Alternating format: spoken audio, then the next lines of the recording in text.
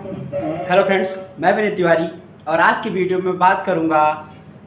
नए assistant professor के रूप में ज्वाइन करने के बाद किस तरीके से आप फर्स्ट प्रमोशन के अंतर्गत अपने इंडक्शन को, रिफ्रेशर को और अन्य जो गतिविधियां आपको करनी है उसे किस प्रकार से आप संतुलित रूप से मैनेज करें ताकि आपको किसी प्रकार की कोई समस्या ना हो।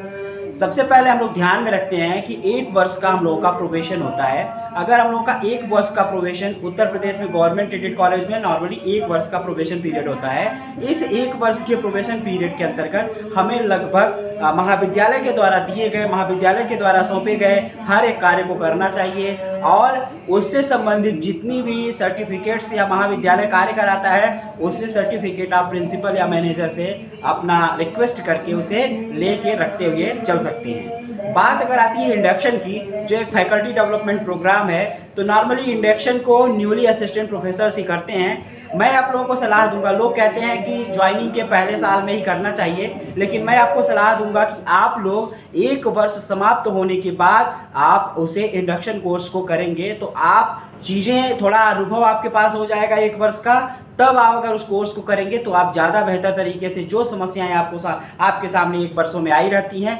उससे संबंधित चीज़ें जब आपके सामने स्पष्ट रूप से आती हैं और उससे रिलेटेड कंटेंट आपको मिलती हैं तो आप उसको लर्न करने में, आपको उसको समझने में ज़्यादा आसानी होती है। और पहले वर्ष के समाप्ति के बाद जब आप इंडक्शन प्रोग्राम कंप्लीट कर लेते हैं तो आपके पास फर्स्ट प्रमोशन के लिए एक रिफ्रेशर करना होता है, जिसे आप 1 साल के बाद अर्थात तीसरे साल में रिफ्रेशर कोर्स को कर लेते हैं। नॉर्मली ऐसा होता है कि कई जो HRDCs हैं, ह्यूमन रिसोर्स डेवलपमेंट सेंटर्स हैं, जो ओरिएंटेशन, रिफ्रेशर्स और अन्य कोर्सेज करवाते हैं, शॉर्ट टर्म कोर्सेज करवाते हैं, वो कई बार कंडीशंस कई बार लगाते हैं, कई बार नहीं भी लगाते, लेकिन आप कंडीशंस को फॉलो कर सकते हैं। कंडीशन ये होती है कि इंडक्शन करने की 1 साल बाद आप रिफ्रेशर का कोर्स करते हैं। तो रिफ्रेशर के कोर्स चूँकि कई प्रकार के होते हैं, सब्जेक्ट स्पेसिफिक होता है, इंटरडिसिप्लिनरी होता है, मल्टीडिसिप्लिनरी होता है। सब्जेक्ट स्पेसिफिक है तब भी आपको कोई दिक्कत नहीं, आपका प्रमोशन में मान्य होगा। इंटरडिसिप्लिनरी है तब भी वो प्रमोशन में मान्य होगा और मल्टीडिसिप्लिनरी होता है तब भी वह आपके प्रमोशन में मान्य होता है। तो 1 साल कंप्लीट होने के बाद आप इंडक्शन करिए, उसके 1 साल कंप्लीट होने के बाद आप रिफ्रेशर करेंगे तो आपको किसी प्रकार की कोई समस्या नहीं होगी। फिर अगर कहीं पे कोई मैनेजमेंट, अगर कहीं पे कोई प्रिंसिपल आपको आपके रिफ्रेशर कोर्स में और ओरिएंटेशन कोर्स में छुट्टी देने से, आपको छोड़ने से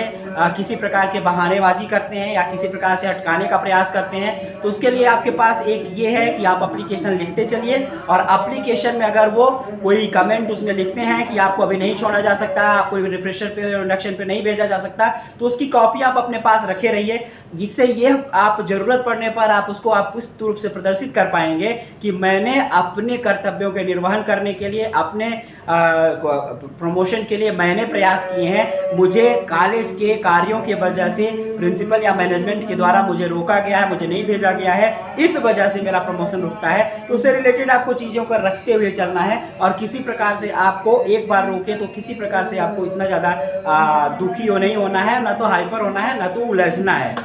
या उसके बाद आप एक चीज़ और आपको ध्यान में रखना है कि रिफ्रेशर ओरिएंटेशन के साथ ही साथ आपको जो पब्लिकेशंस करने हैं या आपके जो एक्स्ट्रा करिकुलर एक्टिविटीज़ हैं, एडमिशन है, एग्जाम्स है, इसमें जो कार्य करने हैं उन सभी को आपको यह ध्यान में रखना है कि जो भी आप कार्य करते चलते हैं उन सभी कार्यों को कैसे पता चलेगा कि आपने कार्य किया। जब आपके पास प्रमाण पत्र होगा तो उन सभी प्रमाण पत्रों को शुरू से ही आप टाइम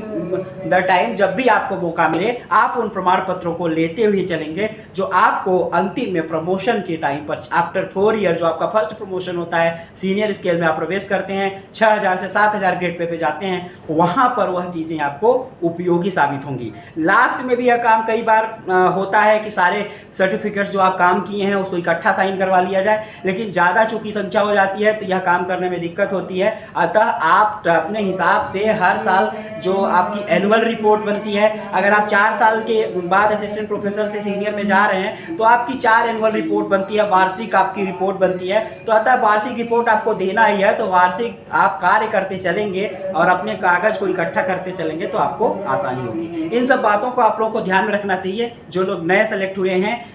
इसी तरह की नेक्स्ट वीडियो के साथ मिलेंगे, तब तक के लिए थैंक यू।